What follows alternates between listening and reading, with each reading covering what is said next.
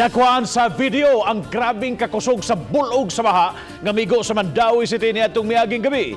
Parang awhag sa mga otoridad sa nimuyo sa mga makuyaw nga lugar nga magmatngon gyud. Adunay live report si Nico Serino. Nico?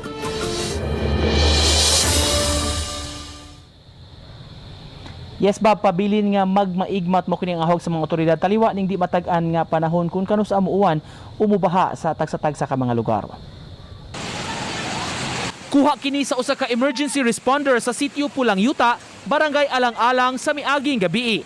Sayon-sayon ra kaayong gianod sa kusog nga bulog sa tubig kining duha ka mga tricycle nga nakaparada ra unta. Apektado ang maong dapit human misuyla ang tubig sa Butuanon River gumikan sa kusog nga uwan. Napugnan gyud sa mga responders ang usa ka tricycle samtang ang usa distansya na ang naanuran. Katungadan nadaghan tong karinderya. Plus ana kuan gito siya naanod tanan together sa katong duha ka tricycle nangaanod.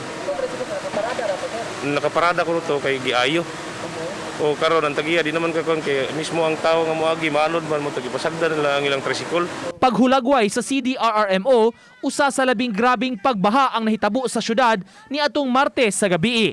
Daghang lugar kuno nga di man unta sagad bahaan ang nakasinati niini. Sama niining mga balay sa Tambis ug Laray sa barangay Umapad nga matud sa mga residente miabot hapit madughan ang giladmon. Gipadayag nila ang importansya sa padayon nga pagmonitor sa kahimtang sa panahon kadtong nagpuyo sa danger zones. Pinakadako nga kuan experience kay kadto pa mi kuan nga ang tubig sa Butuanon ni overflow gid siya ngari sa mga kuan niya. Imagine kataas na ng sa talaan sa Dakbayan, 2,802 ka mga individual tanan ang naapektuhan sa pagbaha.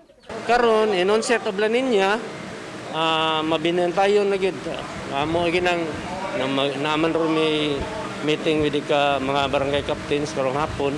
Hopefully ma-address na mo ang mga problema. Ang Mandawi City dunay 123 ka mga personnel sa CDRRMO nga gibahin sa lain-lain nga mga tahas sama sa emergency medical services, search and retrieval, high-angle rescue ug uban pa. Karon sa hulga sa COVID-19, napuno sab kini sa gitutukan sa opisina. Karong hapon, Bob, si Mayor Jonas Cortez nakig-meeting sa mga kapitan ini mga barangay nga gitadlasan sa duha ka major waterways sa Mandawi, ang Butuanon River ug Mahiga Creek. Gihiskutan katong mga hitabong pagbaha unsaon paglikay niini ug katong plano sa mayor pagpahibaw nga mopahigayon ang syudad ug clearing operations ni atong mga nanimuyo niining 3-meter easement zone kan sa mga balay nagbarog ug matud pa gikinahanglan nga ma-clear aron malimpyo ang mga kasapaan. Bob?